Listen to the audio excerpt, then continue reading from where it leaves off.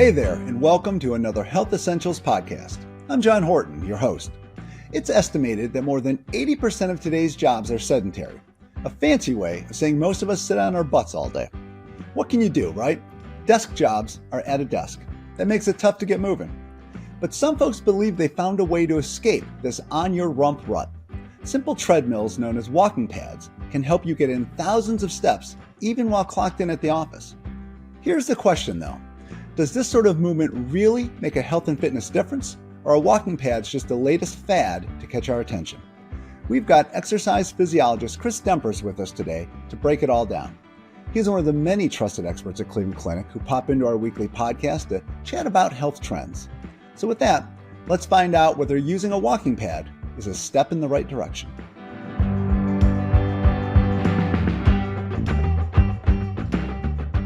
Welcome to the podcast, Chris. Shows where we talk about fitness are always tops on my list. Hey, John, appreciate you having me on here today. So, yeah, this will be fun. I think it's safe to say that a lot of people have hitting daily step goals. It's become a fascination for folks. I'm in that group too. Do exercise physiologists think it's as cool as so many of us do? The step goal to me, if it motivates you to get moving, then that's a cool thing. So whatever motivates you to get those steps in, get moving. Now, just plain old steps around, are you actually getting your heart rate up? What's kind of the intensity of your steps throughout the day? But getting moving is way better than sitting still. All right, well, I'm going to take that as an affirmative then, that at least I'm heading in the right direction when I'm doing all of this walking. So as we're talking about walking, I know that there is an increasingly popular way to work extra movement into our day, and that's using these walking pads at work. For those who aren't really familiar with these contraptions, can you give us a little bit of info on them? Yeah, so the walking pad, it's a neat device in the sense that it's like a miniature treadmill. Okay. So kind of strip away all the fancy little features that you see at your commercial gym and downsize it, and that's a walking pad. It's small enough it fits underneath desks, right? Yeah, it'll fit underneath your desk. I think they're only about 5 to 6 inches tall, so you can slide them under your bed easily, under your desk, no problem. They only weigh anywhere from 30 to 50 pounds from the ones that I was researching. So your average person, that's not a difficult weight to kind of maneuver around. And a lot of them, you just kind of pick up on one end and it's got wheels to wheel it around too. And it's just that flat base, right? There's none of those like the rails around and all that. Yeah, you don't have the rails around it, so you don't have the fancy fans or TV screens in front of you. That's chances are you're probably going to be doing work, so you got a screen in front of you anyways, right?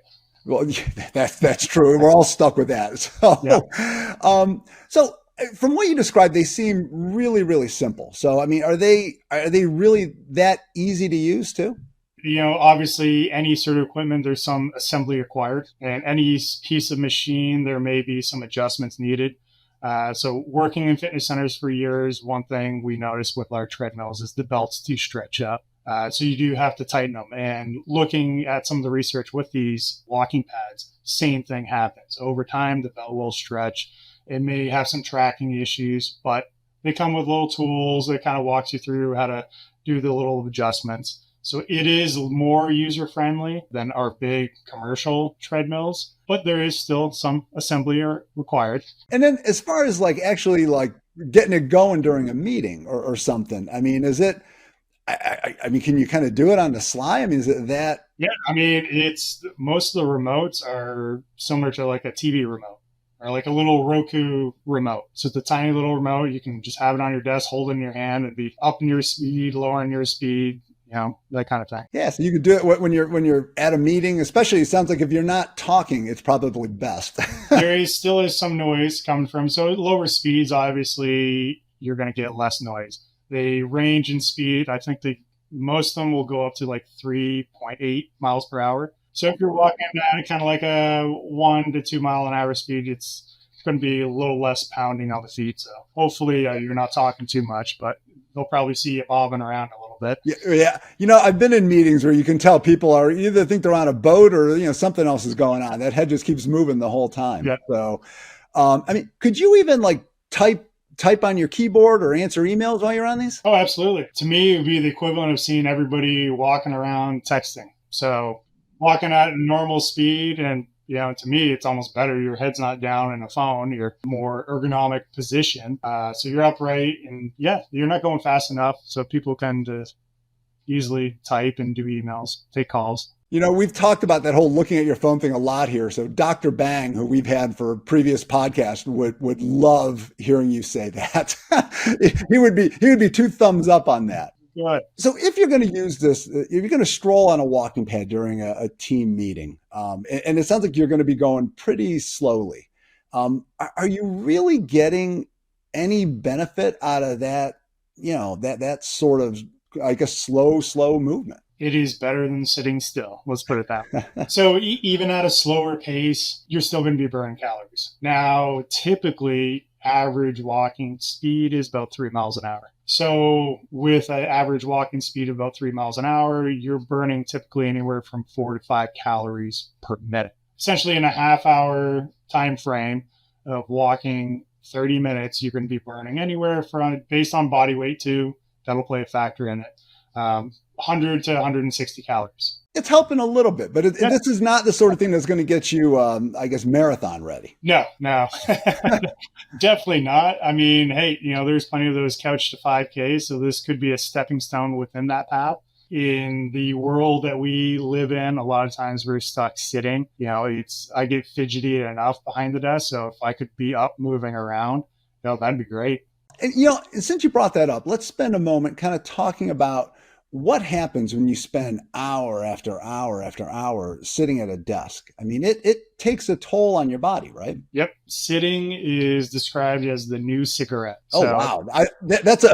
That's a startling way to think about it. But I mean, is it really, it's that bad for us? It is that bad. Those long durations of sitting still, it's essentially, you got to think of it. You now have issues with blood pooling down your feet. So you could have clot issues, poor circulation, not burning those calories. So if 8-hour day, you're coming to work, you're eating breakfast at your table, you're eating lunch and maybe some snacks in between, you're not burning any of those calories off. Your body just starts storing them as fat. So obesity is on a rise. Long durations of sitting are causing, increased risk for heart disease, stroke, diabetes. All those chronic conditions that we hear so much about. And they're all, it sounds like, linked to just this inactivity and just not moving. And the commonality of those conditions too, most doctors will prescribe exercise. So to combat a lot of those conditions, exercise. So any sort of movement is way better than none. How much will this even help you feel less achy and stiff too? Which I know all of us, you spend the whole day in your chair and you get up and you feel it in your bones. Oh yeah. So that long duration of sitting, I mean, we see an increase in back pain, neck pain, even having an ergonomic chair set up, with the computer screens and everything like that, you're still seated.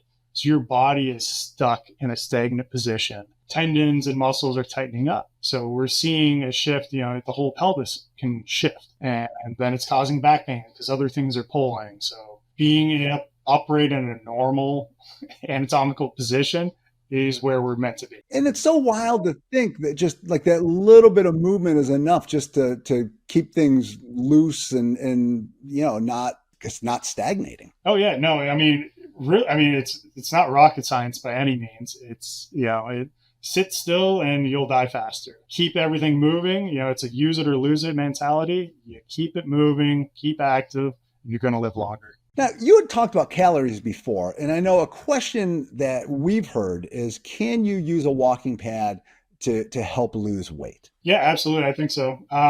Especially for, I would say, more that beginner type of person.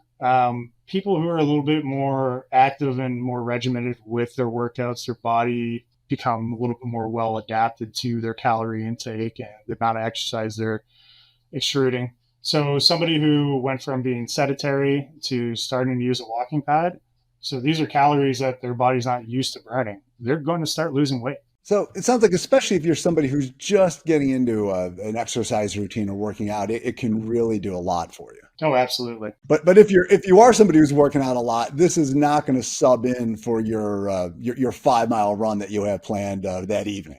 No, no. So, I mean, prime example, calorie wise. So, an hour walk, you can burn about 200 calories. So, weightlifting at a moderate rate. So, moderate rate would be your heart rate is going from anywhere 50 to 70% max. So, an hour session of weightlifting is about 400 to 600 calories. So, drastic difference. And once again, based on one's body weight and muscle mass. Now, running for an hour, and I believe a normal running pace is probably around like 5 to 6 miles an hour. You're burning anywhere from 700 900 calories. Okay. All right. Yeah. So it's less than that, but the idea is that it's a cumulative effect. So if Yep. you're moving a little bit, like I said, whatever you get is better than the zero you're getting sitting. Yeah. Yeah. So, if you want to burn the 600 calories like you would weightlifting, you can do it on the walking pad. You're just going to be on there for a lot longer. Well, you're making some really good points, and you're selling me on the positives you can get on this. So if someone is interested in using a walking pad, what tips do you have for them? I would say one of the first things is start off slow. If you're not used to doing this, start off, I'd say, do 10-minute intervals. Like especially if this is a work situation, do the little 10-minute intervals. If you decide, hey, I'm going to start walking the entire 8 hours I'm at work, well, you're going to be calling in the next day because you're going to be pretty sore. So start off nice and easy. Is there a certain pace you should start at? Just you said that 1 mile an hour, just kind of wherever you feel comfortable for a bit. Kind of a good reference point would be go for a walk right before you get on it. Go for a little walk outside and just kind of get to know what your normal walking pace is. And then when you hop on the walking pad, slowly inch it up until you feel like you've been walking outside. So that way it's going to mirror a little bit more of your natural walking pace. Is it good do these have incline levels? I mean, can you make it where it goes up a little bit so it makes those steps a little tougher? The ones I was looking at did not, but I know there are some that do from what I heard. Okay. Probably depends on how much you want to spend. Yeah. Price point is, definitely a big factor when it comes to gym equipment. So you want all the bells and whistles, you're going to pay a little bit more.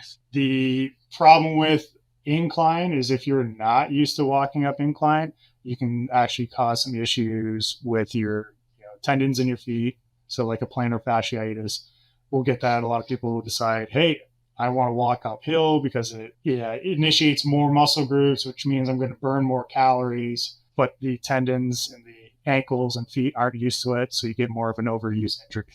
So try to avoid that. I would say once again, slower durations. If you can try to start walking on an incline, maybe only a couple minutes at a time. All right. Now, I promised one of my colleagues here I would ask this question, and she wanted to know if you should wear shoes when you're on there walking. I would say yes, just more and more people are getting into barefoot exercising. So if you are not accustomed to walking long distance barefoot, then I wouldn't recommend it. Because once again, those muscles in the foot have been used to moving in a shoe. They're not used to moving all around barefoot. So you can run into those overuse injuries as well. And probably if you're in an office, barefoot might be frowned upon too. So yeah, there might be some office policies on that one, right? Definitely. Are there any precautions that folks should take when they're using a walking pad? Something they should worry about? Yeah, so walking pads are not for everybody. Just like treadmills are not for everybody. I'd say any able-bodied person is going to have a safe time utilizing one of these walking pads. Anybody who uses any sort of assisted device like ankle braces, walkers, canes, crutches, that kind of thing, that would not be safe because most of them do not come with the upper handrails to hold on to. So it's just kind of freestanding. You run the risk of falling. And I think, as you've mentioned here before, but this is not a substitute for going for a hike or walking outdoors or doing a larger exercise sort of routine. It's kind of an extra you can throw in to just burn a little more calories during your workday.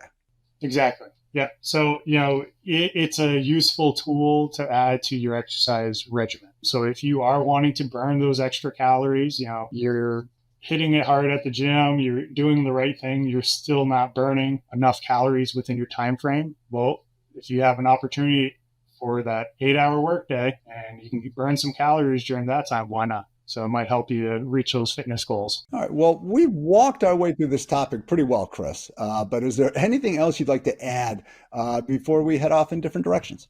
Not really. I think we kind of covered it all. I mean, the biggest thing is movement is better than being sedentary. If the walking pad kind of fits in your lifestyle, yeah, get one. Who knows? Maybe eventually everyone's going to see my head moving back and forth here a little bit as I'm getting some steps in doing the podcast. So I appreciate you coming in today, Chris, and looking forward to having you back. All right. Appreciate it, John. Take care. If you spend hours a day planted at your desk, a walking pad may be a great option to get moving.